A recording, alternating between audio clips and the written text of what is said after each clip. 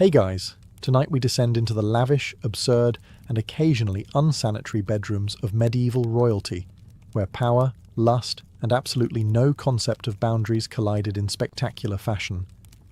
So before you get comfortable, take a moment to like the video and subscribe.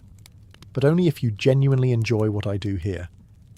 And let me know in the comments where you're tuning in from and what time it is for you. It's always fascinating to see who's joining us from around the world. Now, dim the lights, maybe turn on a fan for that soft background hum, and let's ease into tonight's journey together. King John of England, also known as John Lackland, and informally, the worst dinner guest in British history, is best remembered for signing the Magna Carta, losing half of France, and somehow still finding time to be wildly inappropriate with most of the nobility's daughters. John's reign, 1199 to 1216, was a masterclass in how not to behave in public office.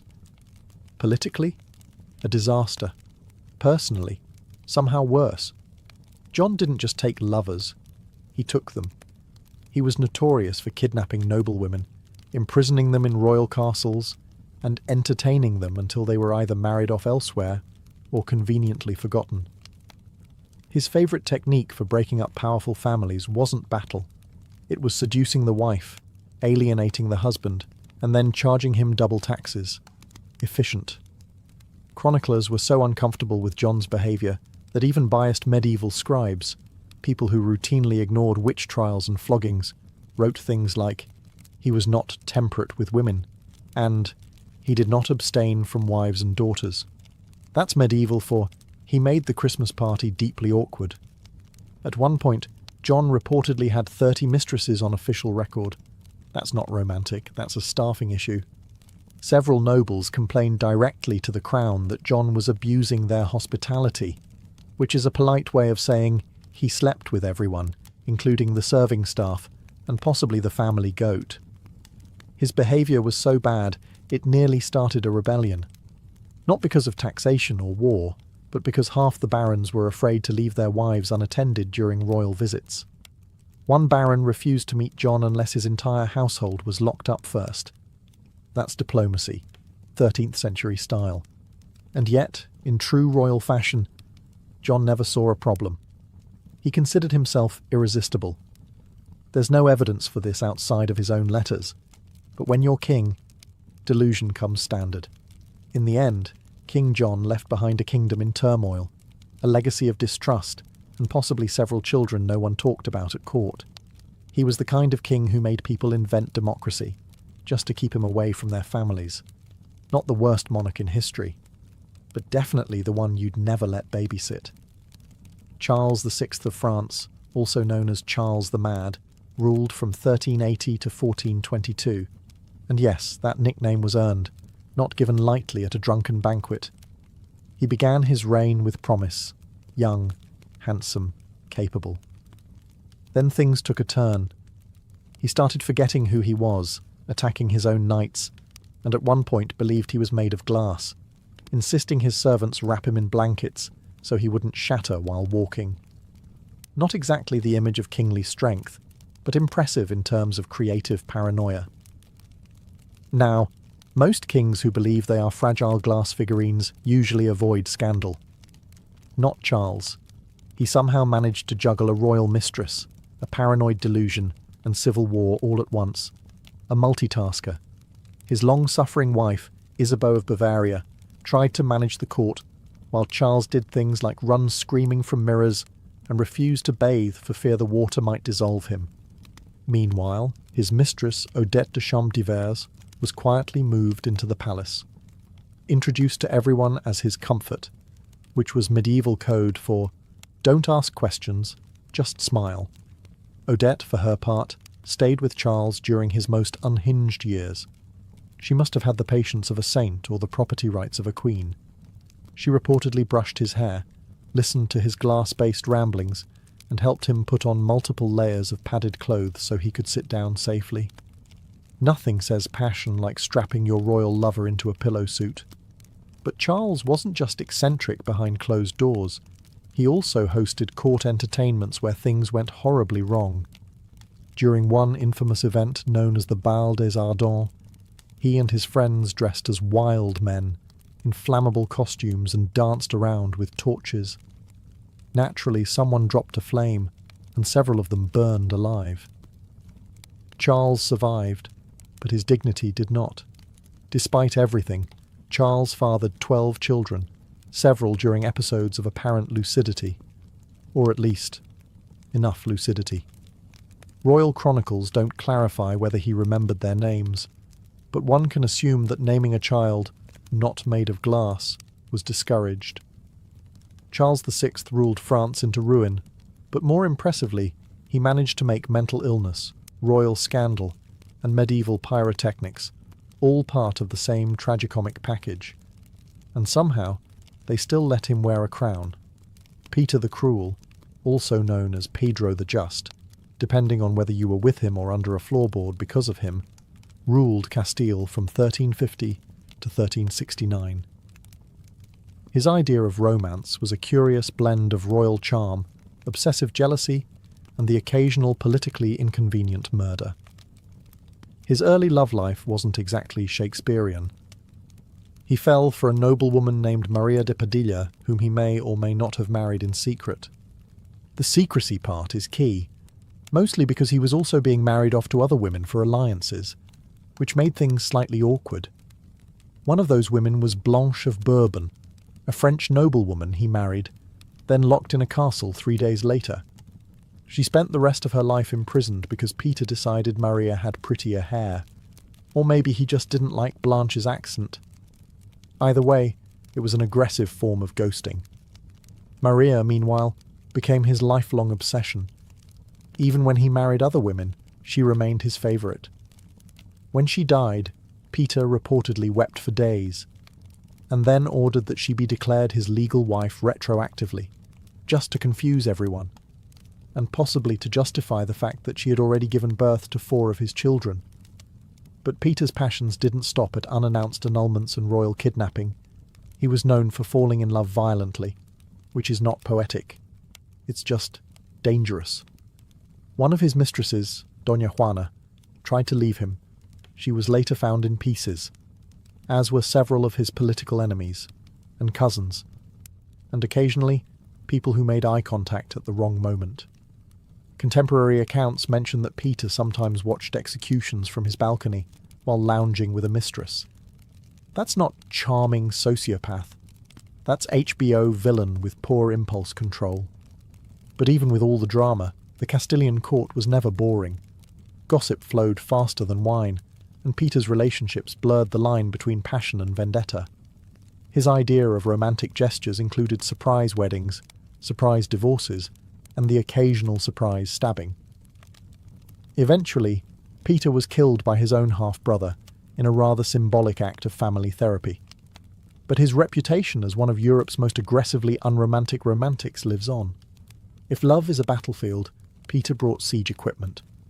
Edward II of England ruled from 1307 to 1327, and is best remembered for 2 things: losing to the Scots at Bannockburn and showing more affection to his male favourites than to his actual queen.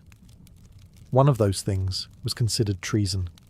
The other was considered controversial dinner conversation. Let's begin with Piers Gaveston, Edward's childhood companion, rumoured lover and full-time fashion icon. Piers wasn't just close to Edward. He was elevated to positions of ridiculous influence, gifted estates, titles and jewellery that frankly matched none of his outfits. At Edward's coronation, Piers wore more sparkle than the royal regalia and upstaged the Queen, which is a bold move when your survival depends on nobles not hating you. Spoiler: they hated him. Edward's wife, Isabella of France, was understandably furious. She came with political expectations and a generous dowry, neither of which included sharing the throne with her husband's bestie/possible boyfriend. Edward, however, remained devoted. When the nobles demanded Piers be exiled, Edward sulked, sent him away, then brought him right back. Like a teenage breakup, but with castles and crossbows. Eventually, the barons had enough and executed Piers. Edward was devastated. Think full-on royal meltdown. Mourning clothes, public weeping, the whole medieval soap opera. His grief, however, did not lead to self-reflection. It just made room for a new favourite, Hugh Despenser the Younger. Hugh made Piers look like a subtle footnote.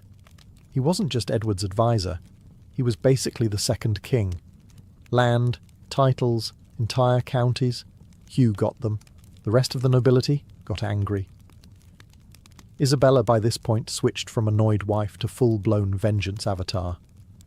She teamed up with a lover of her own, Edward's enemy naturally, invaded England and overthrew her husband. Edward was imprisoned, stripped of his crown, and possibly murdered by red-hot poker. Yes, that rumour exists. No, we're not discussing the physics of it. Let's just say, medieval revenge was rarely subtle. Edward II's reign was less about governance and more about personal drama so intense it could be a reality show.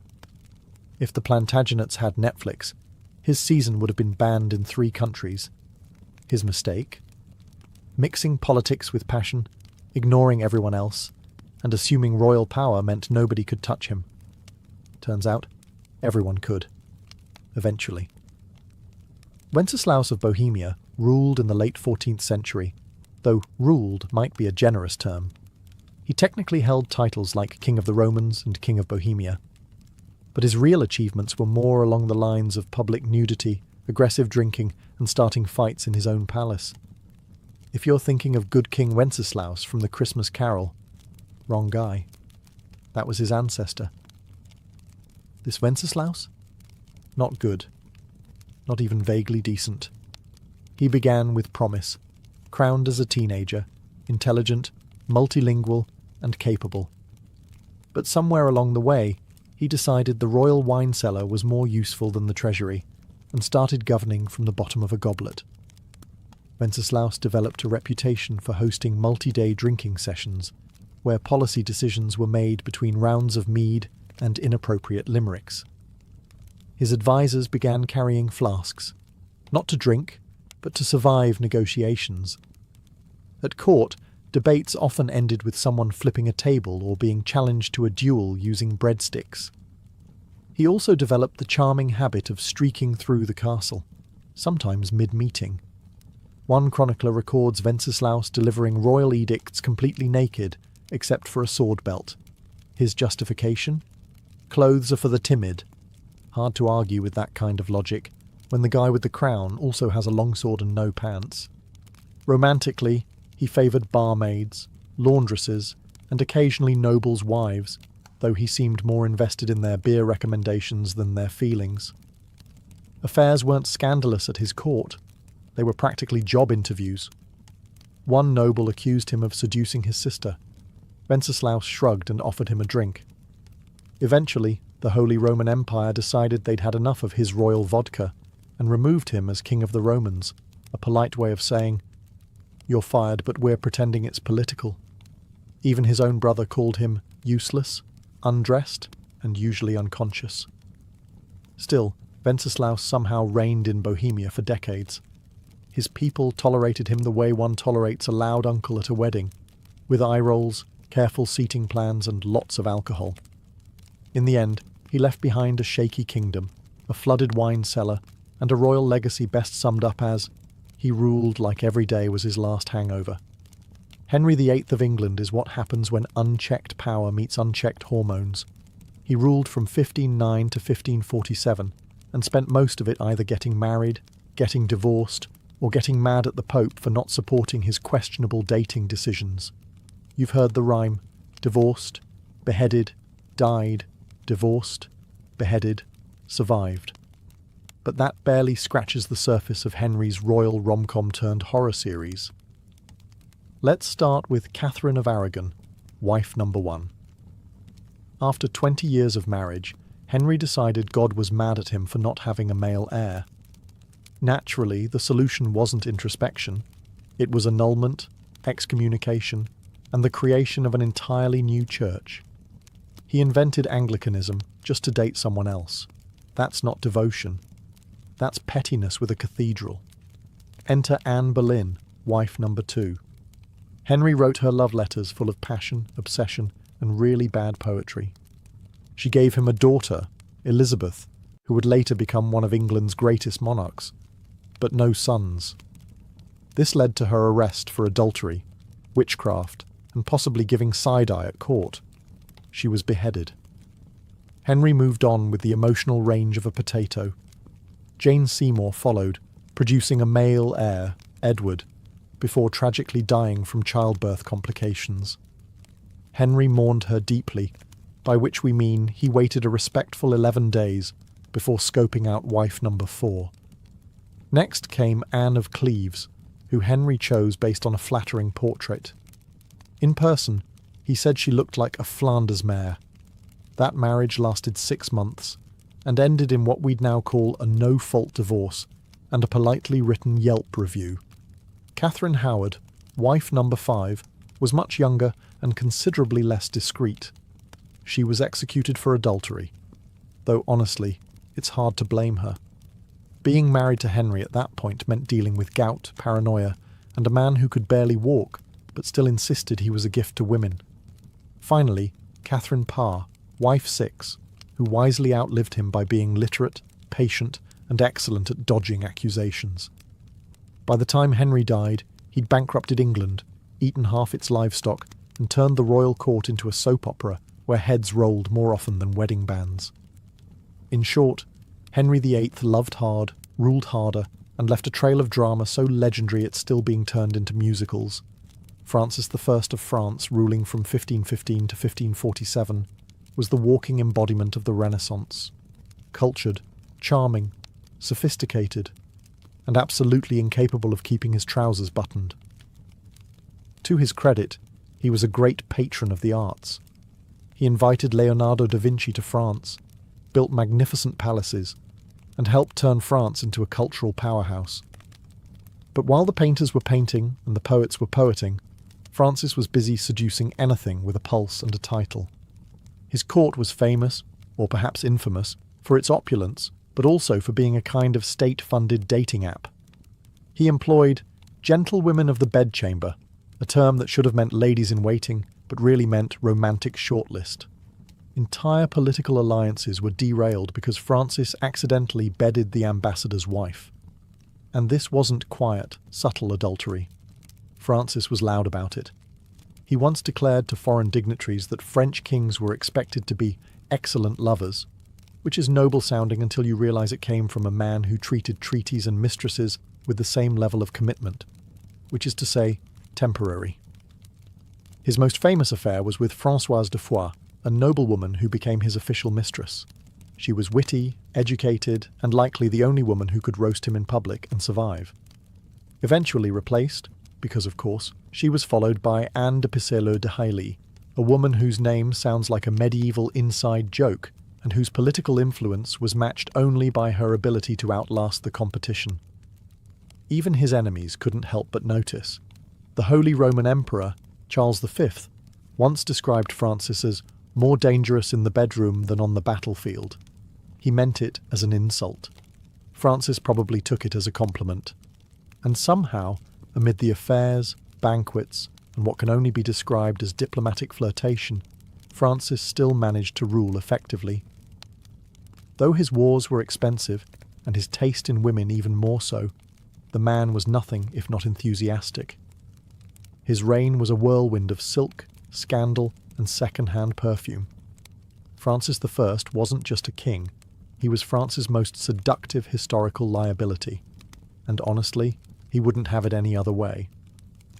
Alfonso XI of Castile ruled from 1311 to 1350, and he had one major hobby besides ruling a kingdom: ignoring his wife in the most public, extravagant way possible. His poor, politically strategic wife was Maria of Portugal, noble, well-connected, and unfortunately not Leonor de Guzman, the woman Alfonso actually cared about. Leonor was a Castilian noblewoman with a sharp mind, 11 children, and enough influence to basically run the court herself. And unlike Maria, she didn't need a crown to feel important. She just needed Alfonso's complete and shameless obsession. Now, most kings had mistresses. Alfonso turned his into a shadow queen. He built Leonor palaces, gave her land, took her everywhere. Meanwhile, Queen Maria was left sitting alone at royal events like an unwanted centrepiece, while Alfonso made googly eyes across the hall at his side chick, who was not even trying to be subtle about it. To make matters worse, or better, depending on your tolerance for medieval soap operas, Leonor wasn't just a mistress. She was politically active, negotiating treaties, commanding respect, and producing heirs like it was her full-time job. Which, let's be honest, it kind of was. Alfonso refused to even pretend Maria mattered. In fact, he only spent time with her once, and it was purely for diplomatic optics. After that, he retreated to Leonor's estate like a man allergic to marital obligations. This didn't sit well with Maria's dad, who happened to be the King of Portugal. At one point, international relations got so tense over the whole situation that a war nearly broke out. Imagine your in-laws being so mad about your mistress they consider military retaliation. But Alfonso didn't care. He continued parading Leonor around court like a royal trophy, and probably would have kept it up forever. If the Black Death hadn't killed him in 1350. That's right. It took a literal plague to end his affair. After Alfonso died, Queen Maria finally had her moment. She had Leonor imprisoned and executed in a move that historians call vengeful, and most of us would call extremely fair. Alfonso's reign may be remembered for military victories, but let's be real. His true legacy was being one of the most publicly whipped kings in medieval history. Philip IV of France, also known as Philip the Fair, and no, not in the personality sense, ruled from 1285 to 1314. His nickname came from his good looks, which were unfortunately not matched by good behaviour. Outwardly, Philip was pious, serious, and all about moral reform.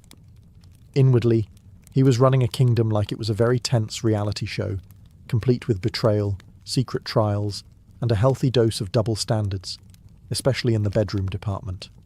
His most infamous scandal was the Tour de Nesle affair, a medieval sex scandal so messy it could have been scripted by HBO. It all started when Philip's daughter Isabella, yes, the same one who would later overthrow Edward II of England, noticed that her sisters-in-law were being a little too friendly with some knights. Suspiciously friendly. Like matching gift exchange and secret tower rendezvous friendly. Isabella tattled to Philip, who launched a royal investigation with all the subtlety of a sledgehammer.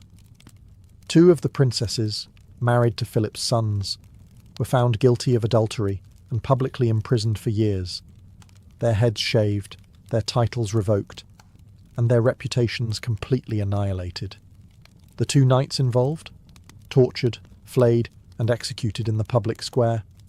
Because nothing says moral leadership like turning a family affair into a medieval snuff film. Now, here's where things get interesting. While Philip was handing out brutal punishments like candy, rumours swirled that he himself kept a few mistresses tucked away, in private rooms of the Louvre no less. Some whispered that he maintained a secret group of young women who were available to entertain visiting dignitaries. For diplomacy, of course. But unlike his daughters-in-law, nobody ever questioned the king's private affairs. Because when you're the one writing the rules, it's amazing how sin becomes strategy. Philip also had a special knack for using religion when convenient. He went after the Knights Templar for supposed heresy, but everyone knew it was about their money. It was the medieval equivalent of arresting your banker and calling it divine justice. So yes, Philip may have looked like a model of piety and honour. But behind that sculpted jawline and royal glare was a man with a deep commitment to hypocrisy, and a working knowledge of where all the castle's secret doors were. Sigismund of Luxembourg, King of Hungary, King of the Romans, and eventually Holy Roman Emperor, was the kind of man who collected crowns the way other men collected wine goblets, which he also collected, enthusiastically. Reigning from the late 14th to mid-15th century, Sigismund was smart, multilingual, and politically savvy. He also had a personal life so scandalous it would make a tavern bard blush. To begin with, Sigismund was married to Queen Mary of Hungary, a powerful woman in her own right. But marriage to Sigismund was more of a polite formality. He preferred his relationships less lawful, more frequent, and ideally, not followed by conversation. His romantic side projects included noblewomen, laundresses, and at least one Italian opera singer, long before opera existed, which speaks to his innovative spirit. Court officials often lost track of his mistresses, not because there were so many, but because they changed so frequently. Some historians suggest they just started numbering them. At court, his mistresses had their own quarters, servants, and in one case, a private chapel, which is either deeply romantic or just wildly inappropriate, depending on how you feel about praying next to someone's mistress. Sigismund also had a fondness for disguises, particularly dressing as a commoner and sneaking into towns. Sometimes it was for espionage, sometimes to flirt with local women under the guise of being a very tall merchant. Apparently, nobody found this suspicious, despite him being the only merchant with a full entourage of servants wearing royal crests. And yet, the man ruled for decades, launched crusades, hosted the Council of Constance, and reformed imperial politics, all while carrying on affairs that would make even Casanova go, "Steady on, mate." One ambassador once wrote that Sigismund greets all women as equals, especially in private, which, while vaguely progressive, also sounded suspiciously like an HR violation. But despite his extracurriculars, Sigismund remained immensely popular, mostly because he managed to appear regal in public while quietly running the most chaotic love life in Europe. He wasn't just an emperor. He was a one-man renaissance, equal parts strategist, statesman, and scandal. And somehow, he always got away with it. Louis XV of France, known as Louis the Beloved, ruled from 1715 to 1774. And by ruled, we mostly mean he hosted an endless royal after-party, where governance was optional and silk bed sheets were not.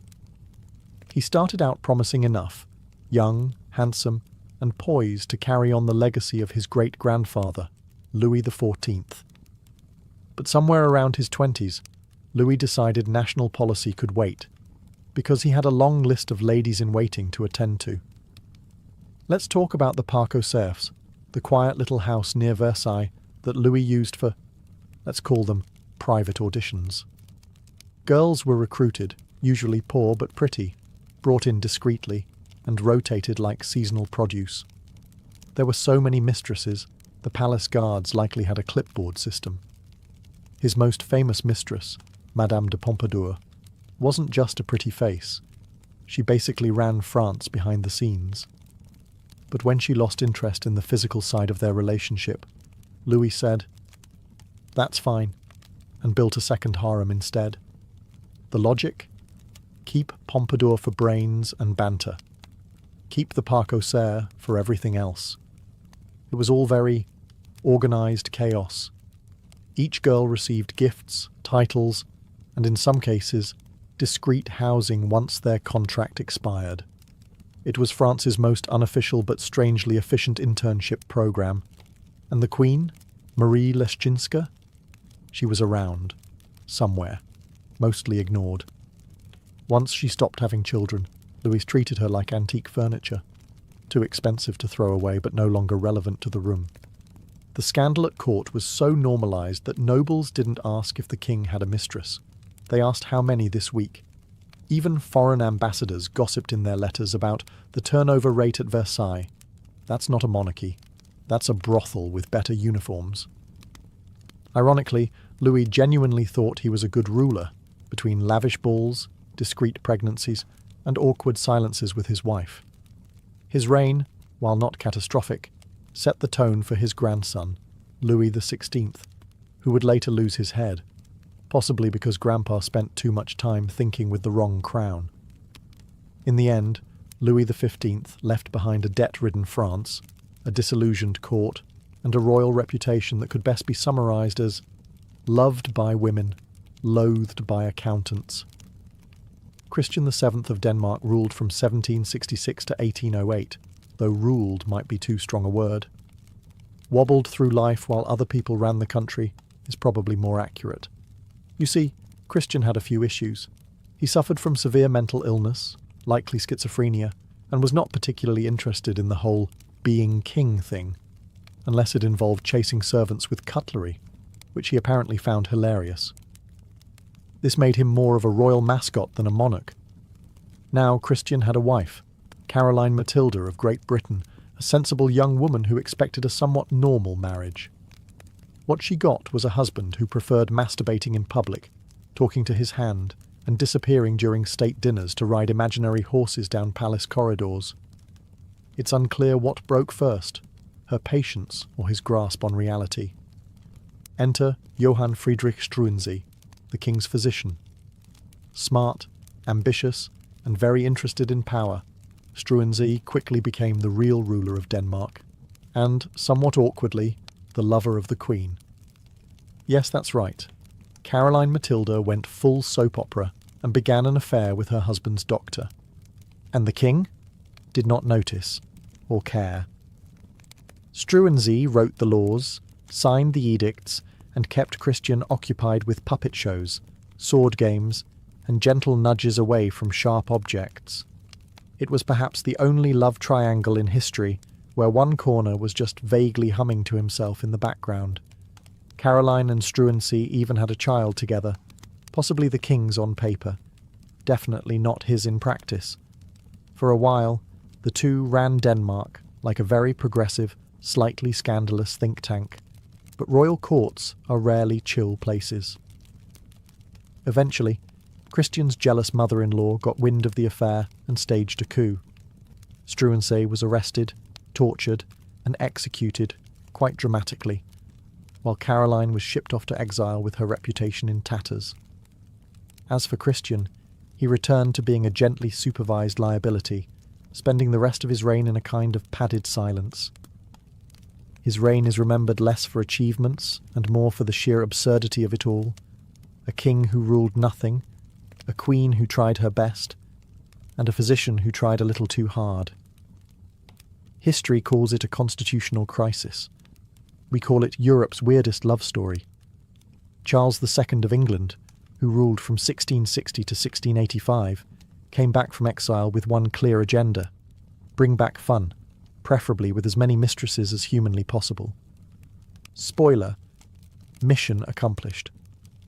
After surviving a civil war, hiding in oak trees and living in continental poverty, Charles returned to England as king and promptly decided the nation needed a little less puritanism and a little more clothing-optional ballroom dancing. Parliament reluctantly agreed. Nicknamed the Merry Monarch, Charles had dozens of official mistresses, and those are just the ones we know about. His most famous flame was Nell Gwyn, a sharp-tongued actress who once called herself the Protestant whore, just to differentiate herself from all the other mistresses. Honestly, iconic branding. Then there was Barbara Palmer, titled Countess of Castlemaine, who was less mistress and more palace fixture. She was openly kept in royal apartments and had multiple children by Charles, all of whom were granted titles and land, because nepotism is more fun when it's flirty. Charles didn't even pretend to be discreet. He brought his mistresses to court events. He paid them government pensions. He even had a corridor built at Whitehall so they could reach his bedroom without disturbing the ambassadors. Efficiency. Thy name is Charles. Queen Catherine of Braganza, his long-suffering wife, endured it all with quiet dignity and possibly a flask. She bore no children, and Charles reportedly said, "She could not bear children, but she never gave me trouble," which is both a compliment and a red flag. Charles fathered at least 14 illegitimate children, and acknowledged most of them, giving them noble titles and throwing elaborate birthday parties. Meanwhile, the legitimate line remained childless, as if karma had a sense of humour. Despite the scandals, Charles was popular. He reopened theatres, legalised fun, and restored monarchy with flair, wigs, and more eyeliner than his actresses. The people forgave him everything, mostly because he made monarchy look like a party. When he died, his final words were, "Let not poor Nelly starve," not "God bless England," not "Tell my brother to rule wisely," just "Feed the mistress." And that, friends, sums up Charles II, a king who governed like he was hosting a royal bachelor season finale. Eric XIV of Sweden ruled from 1560 to 1568. A short reign, but long enough to leave behind a legacy of paranoia, poetry, and utterly catastrophic dating choices. Now, Eric started out promising. Tall, handsome, fond of astronomy and the arts, the kind of king who might write you a love sonnet and then explain planetary orbits over dinner. He was also obsessed with astrology, so he rarely made decisions without checking the stars first. Unfortunately, the stars never told him to chill. Eric had a thing for noble women, but not in the subtle, whisper-in-a-garden kind of way. He proposed to Queen Elizabeth I of England multiple times, and she repeatedly declined, politely, then firmly, then with complete silence. Eric didn't get the hint and even sent portraits of himself as gifts, which is the 16th century equivalent of sliding into someone's DMs with a shirtless selfie and a marriage contract. After Elizabeth ghosted him, Eric set his sights lower, in rank, not enthusiasm. He fell for Karin Mundsdotter, a commoner and the daughter of a jailer. This scandalised the nobility, which only made Eric dig in harder. He married her, crowned her queen, and then spent the next year having emotional breakdowns, imprisoning nobles, and stabbing people he thought looked at her funny. His most infamous moment? The Stura murders. A casual dinner party that ended with Eric personally killing a noble with a knife while shouting things that made his courtiers question whether astrology had finally broken his brain. By this point, he was hearing voices, hiding from invisible enemies, and occasionally dressing in disguise to spy on his own council. The nobility staged an intervention, which, in royal terms, means they locked him in a castle and handed the crown to his brother. Eric spent the rest of his life imprisoned, writing bizarre love poetry to Karin, occasionally ranting about conspiracies, and probably regretting stabbing that guy mid-supper. Sweden learned a few things from Eric's reign. Always check your dinner guests for hidden blades, avoid kings who write their own horoscopes, and maybe, just maybe, don't crown the man who insists the moon is whispering about betrayal. Ferdinand I of Naples, also known as Ferdinand of Aragon, ruled from the mid-15th century and brought with him a rare blend of charm, brutality, and a hobby that would make most people cancel dinner plans immediately. On the surface, Ferdinand was a cultured and efficient ruler. He stabilised his kingdom, balanced the budget, and crushed rebellions with impressive speed. But his leadership style leaned heavily into friendly dictator with a side of psychological warfare. Case in point, his approach to enemies. Most kings exiled traitors, some imprisoned them. Ferdinand, he preferred to stuff them. Yes, taxidermy, of humans. After executing rebellious nobles, he had them embalmed and displayed in a private museum underneath his castle. It was called the Black Room, and he gave guided tours to foreign dignitaries, visiting ambassadors, and even potential traitors. Nothing says behave yourself like showing someone your haul of preserved political mistakes. He reportedly enjoyed describing each corpse by name, crime, and expression. Some were posed mid-scream, others had plaques. One guest fainted. Ferdinand found it hilarious. If TripAdvisor had existed, the reviews would have been 5 stars, deeply unsettling, would not return without sedative. Now, when he wasn't curating the creepiest gallery in Europe, Ferdinand had an equally questionable romantic reputation. He fathered numerous illegitimate children, many of whom mysteriously popped up with titles and land. His official queen was just one lady among many, and it's suspected that Ferdinand saw marriage as more of a suggestion than a rule. His mistresses ranged from noblewomen to peasants, with the only common factor being his complete disregard for discretion. Royal banquets sometimes doubled as flirtation contests. One ambassador noted that Ferdinand never dined without sampling from multiple courses, political and otherwise. And yet, despite all this, Ferdinand remained popular. His people admired his strength. Nobles feared him. And visiting enemies, upon seeing the Black Room, quickly lost interest in rebellion. He ruled for decades, died in his bed, and passed the kingdom to his legitimate-ish heirs. Ferdinand's legacy?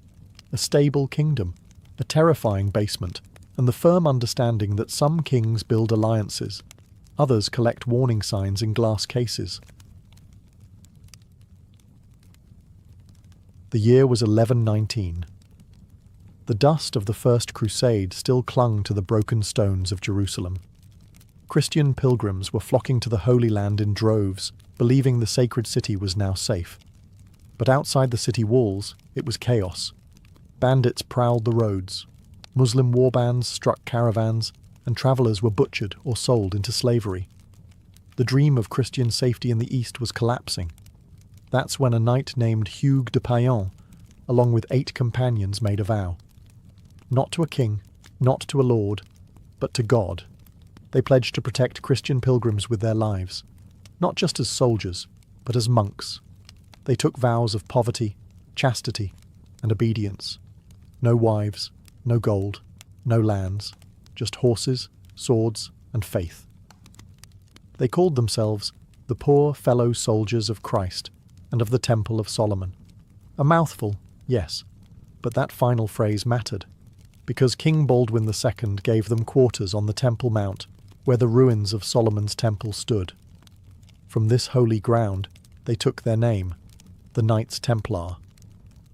For 9 years they remained a tiny group, unofficial, underfunded, and dangerously committed. They lived like beggars, borrowing armor, sharing war horses, training like maniacs. But they were disciplined, devout, dangerous, and their reputation began to spread. It wasn't long before their strange blend of monk and warrior caught the attention of one of the most influential men in Christendom, Bernard of Clairvaux. Bernard was no ordinary abbot.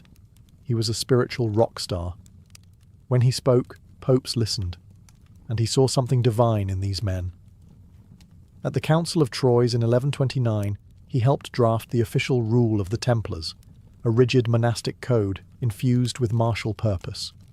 He praised them as the new knighthood, a holy elite who fought not for glory, but for God.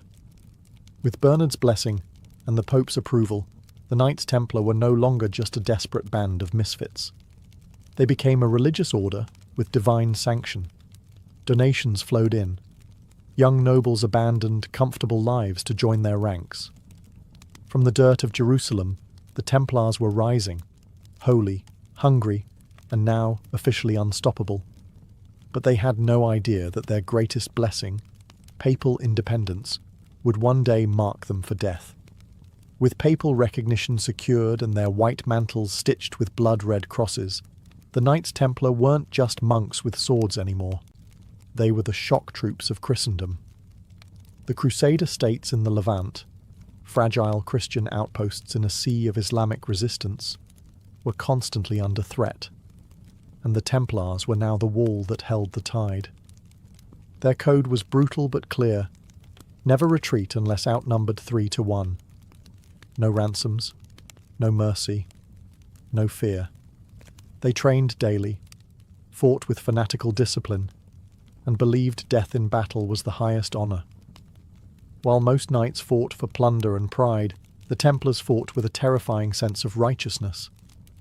They were God's fury on horseback. In the Second Crusade, they proved their worth. While disorganised lords bickered and failed to capture Damascus, the Templars maintained discipline and carved through enemy lines. In skirmishes and open battles, their charges became legendary. It wasn't just their skill, it was their reputation. Muslim commanders began identifying them first in battle reports. Those white-mantled devils with the red cross. They didn't just fight, they fortified. Across the Holy Land, the Templars built an iron web of castles and outposts, Safed, Tortosa, and the mighty fortress of Bagras. These were no ornamental estates. Templar castles were militarized strongholds with thick walls, trap-laden gates, and water systems designed to withstand year-long sieges. When armies fled, Templars stayed behind to buy time or die. But their allegiance was not to kings. not to emperors, only to the Pope. And that made them a rare breed, one that rulers both admired and feared. A king could not command them, a baron could not bribe them. Only the Grand Master, chosen from within, could give the order to fight or stand down. They were sovereign in spirit, even as they bled for the cross. And they weren't just recruiting soldiers, they were building a myth.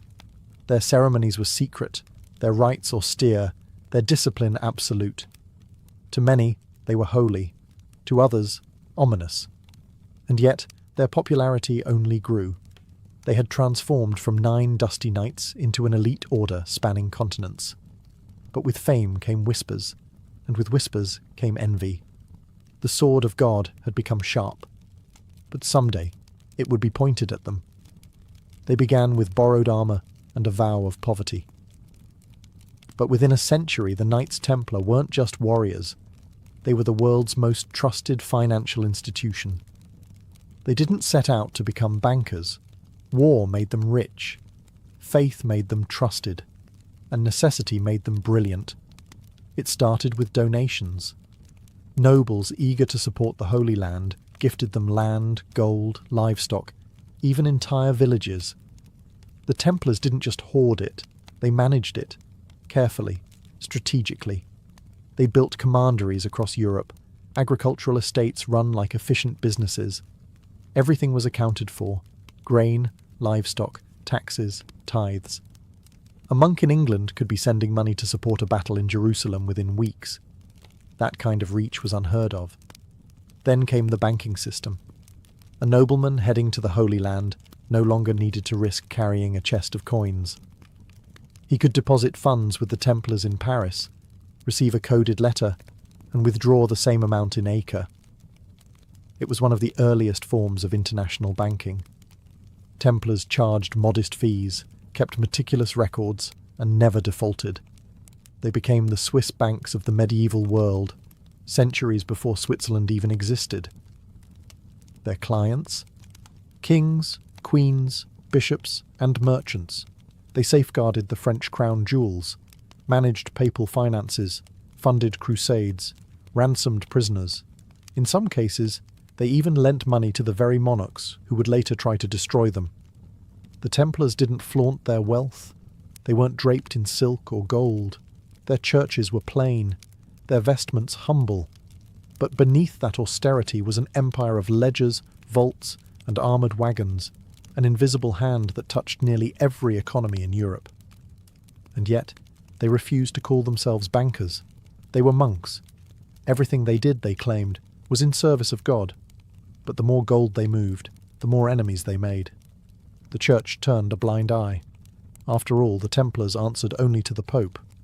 But kings grew nervous. They owed the Templars fortunes, and couldn't control them. What began as a mission to defend pilgrims had evolved into something stranger. They were warriors with no battlefield, monks with no monastery, bankers with no kingdom, and while their coffers grew heavier, so did the weight of suspicion. Power without oversight? That's when kings start sharpening knives. For all their might, the Templars were fighting a losing war. The Crusader states, Outremer, were castles in the sand, constantly battered by the waves of Islamic resurgence. And leading that tide was Saladin, the brilliant Sultan of Egypt and Syria. Unlike the disorganized and often petty Crusader lords, Saladin was a unifying force. And he had one goal: retake Jerusalem. In 1187, that goal was realized at the Battle of Hattin. The Templars were there, fighting to the last. But they were crushed, outmaneuvered, outnumbered, and surrounded in the searing heat. The Christian army was annihilated. Saladin captured hundreds of knights. Most were ransomed. But when it came to the Templars, no mercy. He executed nearly all of them. To Saladin, they were too dangerous to keep alive. The loss of Jerusalem wasn't just a military blow. It was a spiritual crisis. The city they had sworn to protect was gone. The Holy Sepulchre was back in Muslim hands. And with it, the Templars' original purpose had begun to crumble. Still, they regrouped. The Third Crusade brought reinforcements and Richard the Lionheart, who respected and relied on the Templars in battle. But even he couldn't retake Jerusalem. Over the next century, the Crusader states shrank like dying embers. One by one, cities fell: Antioch, Tripoli, and finally Acre in 1291. The last Templar stronghold in the Holy Land was lost. They retreated to Cyprus, where they built new headquarters and tried to maintain relevance. But something had shifted. They were still warriors, but with no Holy Land left to defend. What were they fighting for? Their castles stood empty. Their legends grew dusty. Their discipline, once their hallmark, began to fade. At the same time, rival orders like the Hospitallers gained ground. Accusations of pride, corruption, and arrogance followed the Templars across Europe. Some whispered they had grown too rich, too secretive. Others said they were hoarding relics, dangerous ones. The East had shaped them, forged them, broken them. And now without it the Templars were adrift.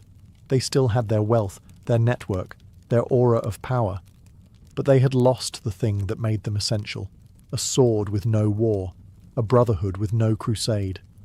And in that vacuum, powerful enemies were watching. By the dawn of the 14th century, the Knights Templar were still rich, still feared, and still powerful.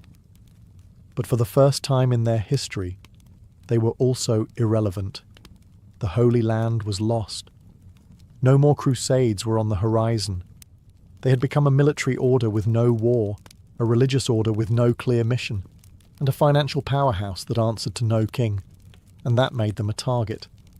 No one eyed them with more suspicion or greed than King Philip IV of France. Known as Philip the Fair, he wasn't called fair for his sense of justice. He was deep in debt, bankrupt from wars with England and Flanders. And the Templars? They were his creditors. He had borrowed massive sums from them to fund his armies and keep his throne.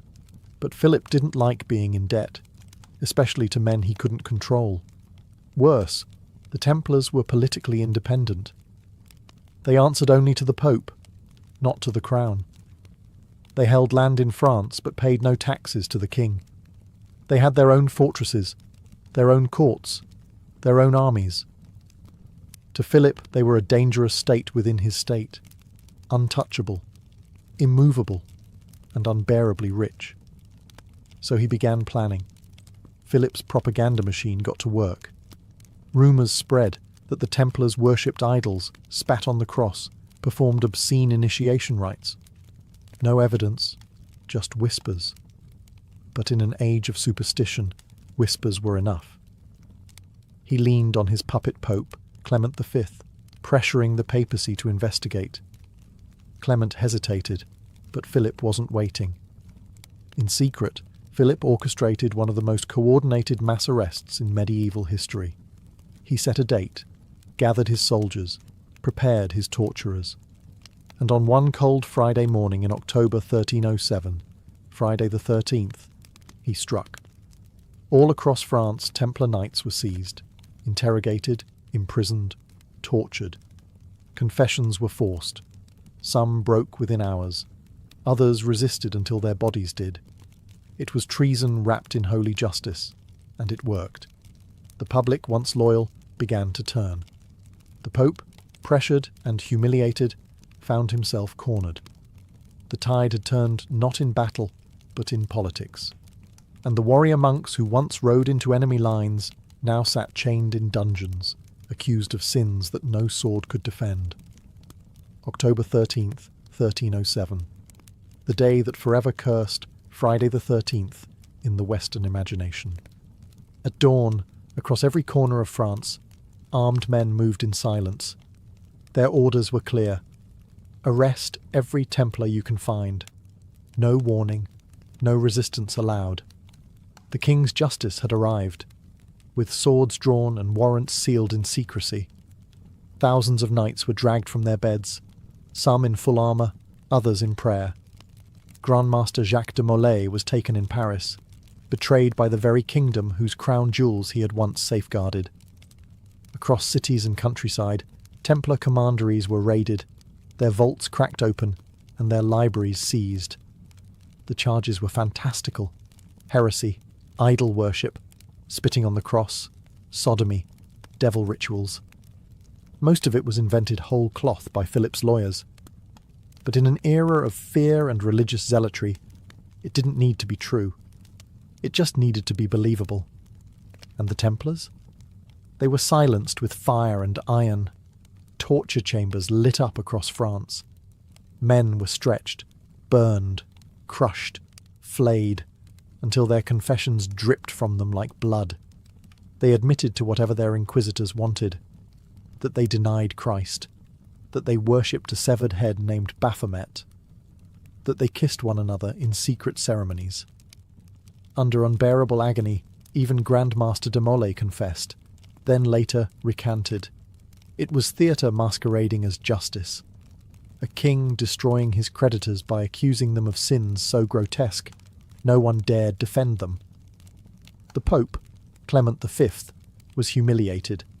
He had tried to mediate, but Philip had moved too fast, too ruthlessly. Backed into a corner, Clement ordered his own investigation. Other countries, like England and Spain, hesitated. In many cases, the accusations were dismissed or the Templars released. But in France, the machinery of condemnation rolled on. Philip confiscated their wealth, though much of it mysteriously disappeared. Some whispered the Templars had moved their treasure. Others claimed it had never been found. Still others said the real treasure wasn't gold, but knowledge, secrets, relics, the Holy Grail, the Ark of the Covenant. Whatever the truth, the damage was done. The Templars were no longer a brotherhood. They were fugitives, prisoners, dead men walking. The king had dealt his blow, not with armies but with ink, fire, and lies. And the world would never look at the Red Cross the same way again. By 1312, the end was inevitable. The Knights Templar, once the most powerful military order in Christendom, had been reduced to broken men in dark cells. Their confessions, wrenched out under torture, were used as justification for what came next. And what came next was dissolution. Under intense pressure from King Philip IV, Pope Clement V formally disbanded the Templar order at the Council of Vienne in March 1312. The papal bull Vox in Excelso stripped them of their titles, their holdings, and their very identity. Officially, the Templars were no more. The Holy See declared it an act of mercy, not a conviction, but a necessary step to prevent further scandal. In reality, it was a political execution dressed in ecclesiastical robes. The order's properties were transferred to the Knights Hospitaller, but not everything made it there. Much of the Templars' wealth, treasures, ledgers, and rumoured relics, simply vanished. Some claimed it was hidden. Others believed it was quietly absorbed by Philip's treasury. Whatever the case, the Templars' vast financial empire dissolved like smoke, leaving behind only questions. But the final act had not yet played. In 1314, Grand Master Jacques de Molay, who had spent 7 long years in prison, was led out to a scaffold in Paris. He was to be executed alongside Geoffroy de Charnay, another senior Templar. Both had recanted their confessions, insisting until the end that the order was innocent. And for that defiance, they would burn. They were tied to a wooden stake on a small island in the Seine. As the flames rose, de Molay shouted through the smoke, calling on God to judge those who had condemned him. According to legend, he cursed both King Philip and Pope Clement, declaring they would die within the year. And they did. Clement succumbed to illness within a month. Philip followed later that year, suddenly and without warning. Some whispered it was divine justice, others called it coincidence. But the myth stuck. The Templars had died cursing their killers, and the heavens had listened. With that, the last true voice of the Knights Templar was silenced in fire. Their story ended, not in battle, but in betrayal, torture, and flame. Yet even as they were erased from the map, their legend was just beginning to take root. The fires of the Templar executions died out, but the embers of their legend burned hotter than ever. With the order disbanded, their castles seized and their leaders executed, it seemed their story was over. But something strange happened. Instead of fading from memory, the Knights Templar transformed, from disgraced monks into eternal symbols of mystery and power. The secrecy that had once protected them now fed rumours. What happened to their treasure? Where were their scrolls, their relics, their holy knowledge? Some believed the Templars had spirited away the Holy Grail before their arrest. Others whispered they had hidden the Ark of the Covenant, or guarded descendants of Jesus himself. There was no proof, just shadows. But in the medieval world, shadows were enough. Then came the idea that the Templars had survived underground. Though officially disbanded, many former Templars quietly blended into society. Some joined other monastic orders. Some became mercenaries. But others, legend claimed, went secret. They formed hidden brotherhoods, preserving their rituals and relics in silence, biding their time. Centuries later, those stories mutated into myths. The Templars were credited, or blamed, for everything from the construction of Gothic cathedrals to the founding of Freemasonry. Conspiracy theories sprouted like weeds, that the Templars controlled banks, thrones, revolutions, that they had never truly been defeated, just disguised, that behind every major event in history, some hidden hand in a white mantle guided the outcome. Pop culture didn't help. The Templars showed up in books, games, films, sometimes as heroes, other times as villains. Dan Brown's The Da Vinci Code turned them into custodians of holy bloodlines. Assassin's Creed made them a global cabal, pulling the strings of civilization. Each retelling distorted the truth, but fed the fascination. In reality, the Templars were flesh and blood. Brave, yes. Flawed, certainly.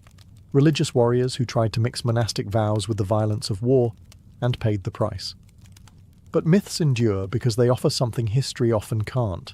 Answers, meaning, mystery. The real Templars died on scaffolds and in dungeons. But the mythological Templars? They still ride in the imagination, eternal, armoured and cloaked in secrecy. And in that sense, Philip the Fair failed. He destroyed their bodies. But their legend? Untouchable. More than 7 centuries have passed since the last Grand Master of the Knights Templar was burned alive on the banks of the Seine. But the Red Cross still lingers, in literature, in architecture, in symbols carved into old stone and whispered through conspiracy theories. The Templars may be gone, but their legacy is anything but dead. They were more than just warriors. They were innovators. In an age when kings still ruled by divine right and banking was seen as a sin, the Templars created a pan-European network of finance, logistics, and diplomacy. Their letters of credit prefigured modern checks. Their commanderies functioned like regional branches of a multinational corporation. They were an early blueprint for globalization, built not with stock markets, but with swords and sacred vows. Militarily, they redefined what it meant to be a knight. Before the Templars, chivalry was a personal code, flexible and often ignored. The Templars turned it into an institution, a discipline enforced with brutal consistency. They weren't lone champions jousting for glory. They were units, trained like modern special forces, willing to die for an abstract ideal. And die they did, often in silence, sometimes in vain, but never without impact. Culturally, they changed how the West viewed religion and warfare. The concept of the warrior monk challenged the notion that holiness and violence were incompatible. They showed that belief could be weaponized, not just in battle, but in politics, finance, and propaganda. And when they fell, it was that same belief in their supposed heresy that justified their destruction. Their fall also served as a cautionary tale. The Templars became a symbol of unchecked power, answerable to no one, protected by the Pope, richer than kings. Their downfall exposed the fragility of institutions, even those wrapped in divine authority. It was a medieval version of a corporate takedown, executed not by shareholders, but by royalty in Rome. Today, Their image is more myth than man. But myths shape memory.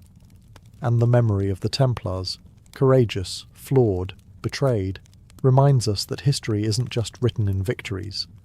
Sometimes it's etched in ash. So the next time you see a red cross on white cloth, remember, it was once worn by men who believed they were doing God's work, until politics, ambition and fear decided otherwise. And in that clash of steel, gold and fire, their legend was born. In 12th century Paris, the world was changing. Trade routes were expanding, universities were rising, and the church was flexing its muscles like never before. It was an age of ambition, political, spiritual, architectural.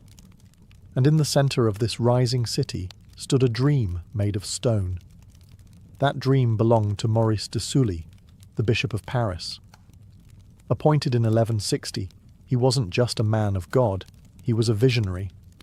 The existing cathedral, Saint-Étienne, was crumbling and unimpressive. Paris was growing, and its religious heart needed to match the city's stature. So de Sully dreamed bigger, much bigger. He proposed a cathedral so immense, so awe-inspiring, it would dwarf everything around it. A monument not just to the Virgin Mary, but to the power and glory of the Catholic Church in France. This wouldn't be a Romanesque fortress like the ones before it. It would be something new, something radical, something Gothic. In 1163, that dream began to take form. According to tradition, Pope Alexander III himself laid the first stone during a ceremonial blessing. Construction began on the eastern end, the choir and apse, where priests would one day sing hymns beneath towering arches of glass and stone. But this was no ordinary build. Notre Dame wasn't just a building, it was a generational commitment. And so the people of Paris, stonemasons, blacksmiths, carpenters and artists, began the work. They hauled limestone from nearby quarries, shaped it with medieval tools, and raised scaffolding that scraped the heavens. Every block was laid by hand, every carving, every window, every rib of the vault, crafted with patience, faith and sweat. It would take decades to complete even the first sections. Workers laboured knowing they would never live to see the towers finished. Sons inherited chisels from fathers. Generations passed with Notre Dame still rising, slowly, gloriously, above the Parisian skyline. But for Bishop de Sully, the goal was clear: to build a house of God so magnificent that merely entering it would humble the soul. Notre Dame was never meant to be just a church. It was an act of worship carved in stone, a testament to what humanity could build when it aimed for heaven. The first stone was only the beginning. What came next would reshape the skyline and the soul of medieval Europe. As the 1170s unfolded, Notre Dame began to rise, not as a structure, but as a symbol. In a city of narrow timber houses and muddy streets, the cathedral slowly took form, towering over the skyline like a stone sermon. The Gothic style, still in its infancy, was about to redefine what churches could be, not just shelters of prayer, but instruments of awe. The work moved from east to west, beginning with the choir, where priests would one day perform sacred rites, and then to the nave, the vast open space for the common faithful. The architecture was revolutionary. The walls were thinner, the ceilings higher. The pointed arches allowed more weight to be shifted downward. And those ribbed vaults? They didn't just support the ceiling. They sang upward, drawing the eye and the soul toward heaven. But perhaps the most radical idea was light. Unlike the dim Romanesque churches of old, Notre Dame was built to glow. Massive stained glass windows began to appear, filtering coloured light into sacred geometry. Scenes from scripture burst into life with the rising sun. The church wasn't just telling stories anymore, it was illuminating them. Every piece of Notre Dame had meaning. The columns weren't just supports, they represented saints. The archways weren't just decoration, they were passageways to salvation. The stone was theology, and the masons were its scribes. Meanwhile, outside the walls, Paris was transforming. The cathedral became a heartbeat. Markets clustered around it. Sermons echoed across the Seine. Students from the burgeoning University of Paris gathered in its shadow. Notre Dame wasn't just a building, it was becoming the soul of the city. Yet progress was slow. There were no cranes, no power tools, just muscle, wood scaffolding, and endless resolve. Hundreds of workers toiled year after year. When one died, another took his place. Names were rarely recorded. Their reward wasn't fame, but faith. They built not for themselves, but for God and generations unborn. By 1200, the choir and much of the nave stood tall. The outlines of a miracle were taking shape. Notre Dame was no longer a dream. It was stone and glass, sweat and prayer. And just as the structure reached skyward, so too did the ambitions of its builders. Because what they planned next would defy gravity and reason. Notre Dame was unlike anything the city had ever seen, but it was also dangerously ambitious. As the walls rose and the vaulted ceilings expanded, a problem emerged. The weight. The stone ceilings pressed outward, not just downward. The higher the vaults climbed, the more they threatened to push the walls apart. Traditional Romanesque churches solved this with thick walls and tiny windows, but Notre Dame was built to breathe, to glow, to reach the heavens in both spirit and space. That's when the Masons did something revolutionary. They took a bold architectural idea, one barely tested at the time, and ran with it, the flying buttress. These weren't mere supports. They were external arms of stone, arching from the upper walls down to solid piers standing apart from the main building. Like skeletal wings, they braced the cathedral from the outside, transferring the outward force of the ceiling into the ground, where it could do no harm. From the ground, they looked impossibly delicate, like lace made of limestone. But they were engineering genius, and they allowed Notre Dame to become what it was always meant to be, a structure of air, light, and impossible height. The use of flying buttresses changed everything. With the pressure off the interior walls, the builders could add even more windows. The great rose windows, vast wheels of stained glass depicting saints, angels, and apocalypse, were no longer a dream. They became reality. Colour exploded into the sacred space, and God's stories now came not just from the pulpit, but from sunlight itself. Ironically, the original plans for Notre Dame didn't include flying buttresses. Early Gothic builders hadn't yet grasped their full potential. But as the structure grew, so did the strain. The masons adapted on the fly, literally. They began adding these stone wings in the early 1200s, turning necessity into poetry. Critics at the time were divided. Some thought the exposed supports were unsightly, interrupting the clean silhouette of the building. But most stood in awe. Notre Dame looked like it was being held in place by stone angels mid-flight. The cathedral was no longer just a house of God. It was a living demonstration of what faith and math could build together. A hymn carved in gravity-defying limestone, and its wings had only just begun to spread. By the early 1200s, Notre Dame had already transformed the Parisian skyline, but its most iconic features were still taking shape. As the eastern end neared completion, attention shifted westward. What rose there would become the face of the cathedral, the part most people would recognize first: the twin towers and the monumental west facade. This facade wasn't just an entrance, it was a statement, spiritual, architectural, and political.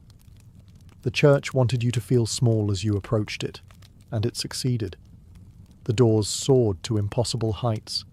Above them, rows of sculpted kings, prophets, saints, and demons watched every visitor. You weren't just entering a building, you were walking into sacred judgment. Construction began on the west towers around the 12th and 20s. Like everything else at Notre Dame, they took decades to finish. Each tower rose in stages, block by block, higher and higher, until they reached nearly 70 meters tall. And yet, they were never completed as originally planned. No spires, no needle points, just massive, flat-topped silhouettes, majestic in their simplicity. Between the towers sat the Gallery of Kings, 28 statues representing the monarchs of Judah, misunderstood during the French Revolution as French kings and tragically decapitated by angry mobs. But during the 13th century, they sent a clear message: divine right, heavenly order, sacred rule. The church and the crown walked hand in hand, and this was their front porch. Below them, the three great portals served as theological storytelling in stone. The central one, the portal of the Last Judgment, was carved with Christ seated in glory, flanked by angels, demons, and resurrected souls rising from their graves. To the illiterate masses, these scenes weren't decoration. They were doctrine. The message was clear: enter with reverence. Eternity starts here.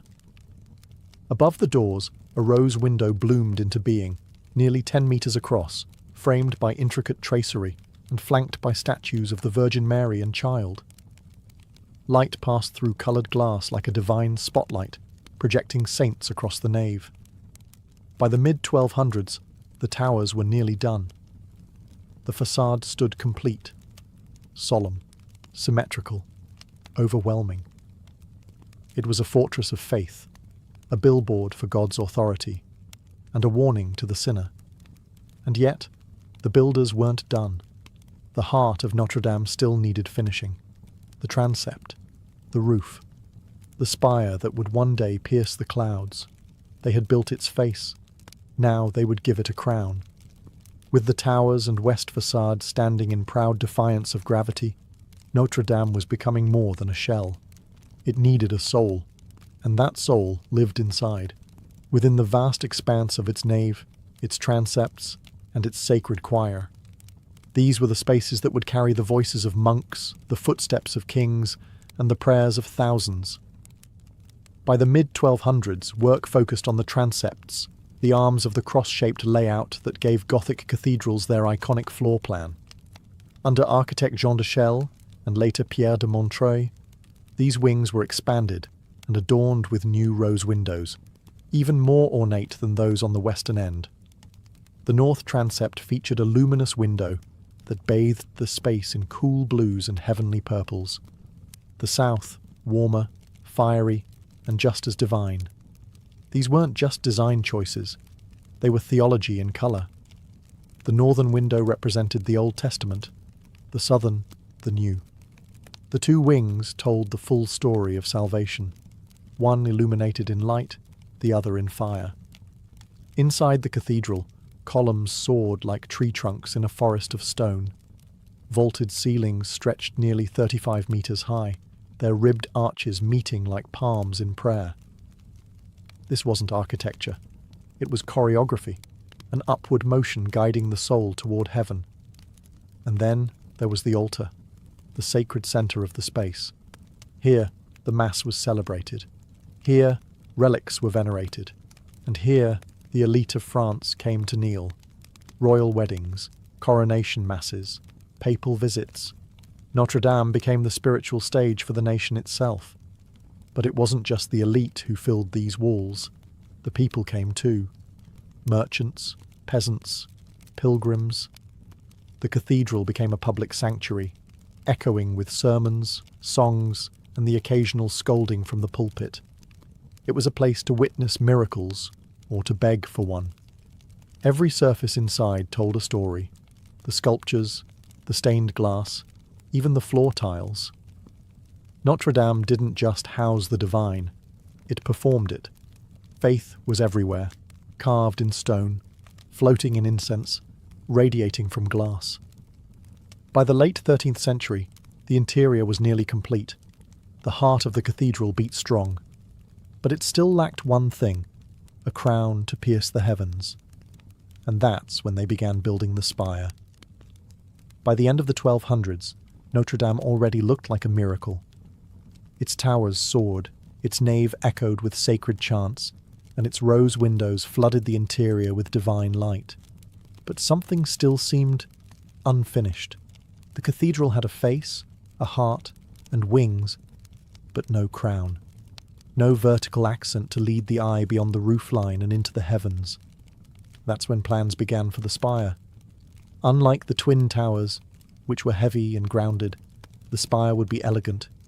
An upward-pointing needle, rising from the crossing of the transept, right at the centre of the church's cruciform layout. Constructed from oak and clad in lead, the original spire was both a technical challenge and a spiritual statement. This wasn't just decoration. It was the exclamation point of Notre Dame, its most visible prayer. Its construction demanded master carpenters and metalsmiths. Oak beams were hoisted by human power, winches, pulleys, scaffolding. The structure had to be light, yet stable, to withstand the winds that battered Paris from the Seine. When finished, the spire pierced the sky like a sword lifted in devotion, and beneath it, even more intricate work was unfolding. Gargoyles, those bizarre, haunting creatures, emerged from the stone. They weren't just grotesque for fun. Many served as waterspouts, diverting rain away from the masonry. Others were symbolic, guardians meant to frighten away evil or remind sinners of what awaited them. The final phase also included dozens of chimeras, statues of hybrid beasts perched high above Paris, their eyes forever scanning the horizon. They were nightmare and marvel rolled into one, part of the Gothic love affair with mystery and symbolism. Inside, the chapels were completed, choir stalls carved, and relics enshrined. Notre Dame was now fully operational, both a sacred machine and a national stage. It had taken over a century of work, tens of thousands of workers, and the faith of an entire kingdom. By 1345, nearly 200 years after the first stone was laid, the cathedral was considered complete. But complete was never the right word. Notre Dame was never frozen in time. It would be restored, reinvented, and resurrected across centuries. But by the 14th century, the structure itself was done. The Gothic age had built its masterpiece. By the mid-14th century, Notre Dame de Paris was no longer just a cathedral, it was the cathedral, a towering symbol of Catholic dominance, royal authority, and national identity. For the next 4 centuries, it stood not only as the heart of Paris, but as a stage upon which the great dramas of France would unfold. It became the beating heart of state religion, hosting coronations, royal weddings, and solemn funerals. When kings married, they did so under its vaulted ceilings. When wars were declared or victories celebrated, the bells of Notre Dame rang loud across the Seine. Monarchs entered as rulers of land and exited as chosen of God. But it wasn't only kings who passed through those great doors. Generals, bishops, and foreign dignitaries came to kneel or negotiate, and when disasters struck, famines, plagues, invasions, Parisians filled the nave with prayers and processions, desperate for divine intervention. The cathedral became a sanctuary of hope and fear, always watching, always waiting. Politically, Notre Dame became the spiritual anchor of the French monarchy. Its central location, on the Ile de la Cité, at the literal and symbolic heart of Paris, made it the perfect backdrop for ritualized power. Priests blessed banners before war. The crown was linked not just to royal blood, but to divine mandate. If the king ruled France, then Notre Dame ruled his soul. And culturally, it remained a centre of awe. Pilgrims travelled miles just to glimpse its sacred relics, including the crown of thorns, believed to have been worn by Christ himself. Its great organ thundered during feast days. Its choirs echoed with polyphonic music that pushed medieval boundaries. Notre Dame wasn't static. It evolved, absorbing new art styles, musical traditions, and liturgical forms. But by the 17th and 18th centuries, its Gothic beauty began to fall out of favour. Baroque architecture was in vogue, and Notre Dame, dark, spiky, and medieval, was seen as outdated. Some renovations were even attempted to modernise its look, smoothing what had once been daring. Still, it stood, a cathedral caught between centuries, revered, yet increasingly overlooked. Its towers weathered storms and time. Its bells still tolled. But something was shifting beneath its foundations. Notre Dame had been born from faith and crowned by kings. but soon it would face a force even stone couldn't ignore. Revolution. When the French Revolution erupted in 1789, Notre-Dame de Paris found itself on the wrong side of history. For centuries, it had stood as a monument to monarchy and religion, two of the very institutions the Revolution sought to erase. Suddenly, the cathedral that had once crowned kings became a symbol of oppression, and symbols during revolutions rarely survive untouched. The attack was ideological and physical. Revolutionaries stormed into the cathedral. Statues of the biblical kings that adorned the facade were mistaken for French monarchs. All 28 were beheaded. Sculptures were smashed, altars desecrated. The great bells that had once tolled for royal births and papal visits were torn down and melted for cannon metal. Precious relics, like the crown of thorns, were removed and hidden. Many were lost. What remained was a hollowed shell. Notre Dame was officially deconsecrated in 1793. It was no longer a church. Instead, it became the so-called Temple of Reason, repurposed for revolutionary festivals celebrating secular enlightenment. At one point, it was even used as a warehouse for storing wine. The soaring nave, once echoing with hymns, now smelled of spilled barrels and damp stone. The spire, damaged and decaying, was eventually dismantled for safety. Gargoyles fell from their perches, the roof leaked, rats scurried through the crypt. It seemed as though Paris no longer had a heart, just a forgotten ruin in its centre. And yet, it survived. When Napoleon came to power, he recognised the symbolic power of Notre Dame. In 1804, he chose it as the site of his self-coronation as emperor.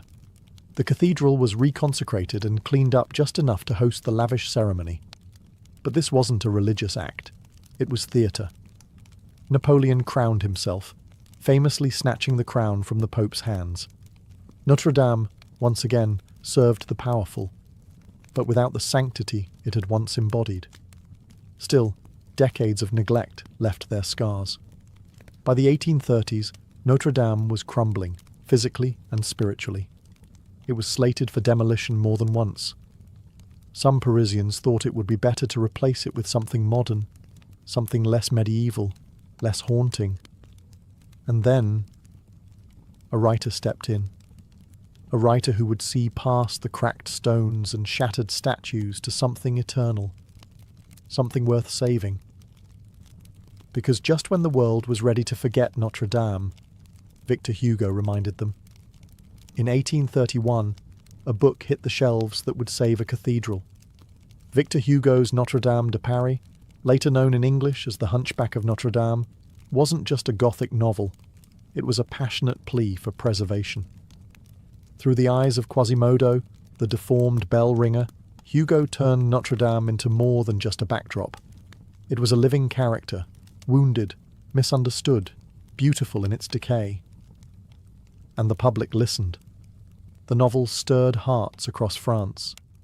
Suddenly, Parisians realized what they were about to lose. Notre Dame wasn't just old, it was a masterpiece, a monument to centuries of devotion and craftsmanship. The outcry worked. By 1844, King Louis-Philippe approved a full-scale restoration of the cathedral. Leading the charge were two architects, Eugène Viollet-le-Duc and Jean-Baptiste Lassus. Their goal wasn't just to repair the damage, but to restore the soul of the cathedral. They replaced eroded statues, rebuilt the Gallery of Kings, and reimagined the spire that had been removed during the Revolution. This new spire, designed by Viollet-le-Duc, would rise 96 metres above the ground, taller and more ornate than the original. It would become one of the most iconic silhouettes in Europe. Throughout the 19th and 20th centuries, Notre Dame returned to its rightful place, at the spiritual and cultural centre of Paris. It hosted masses, witnessed liberation ceremonies, and welcomed millions of visitors. It survived 2 world wars. During the Nazi occupation, its bells remained silent. When Paris was finally liberated in 1944, they rang out in triumph, But tragedy would strike again. On April 15, 2019, a fire broke out beneath the roof. Within minutes, flames engulfed the wooden lattice known as the forest, some beams dating back to the 13th century. The fire raged for hours. The roof collapsed. The 19th century spire fell in a plume of smoke. The world watched in horror as one of humanity's greatest monuments seemed to vanish in real time. And yet, once again, it survived. The stone towers stood firm. The rose windows endured. The relics were saved. And the people of France, along with the world, vowed to rebuild. Notre Dame has always been more than architecture. It is memory, identity, resilience, a church, a symbol, a survivor. And in every stone that rises from its ashes, it reminds us faith and beauty can be reborn. She was born in 1775 in the Guangdong province of China. Her birth name was never recorded. History would come to know her simply as Zheng Yi Sao, wife of Zheng Yi. But what she did with that name would shake empires. In her early years, she was a prostitute aboard a Cantonese floating brothel, a common reality for poor girls in 18th century coastal China. These so-called flower boats catered to merchants, naval officers, and pirates. But she wasn't like the others.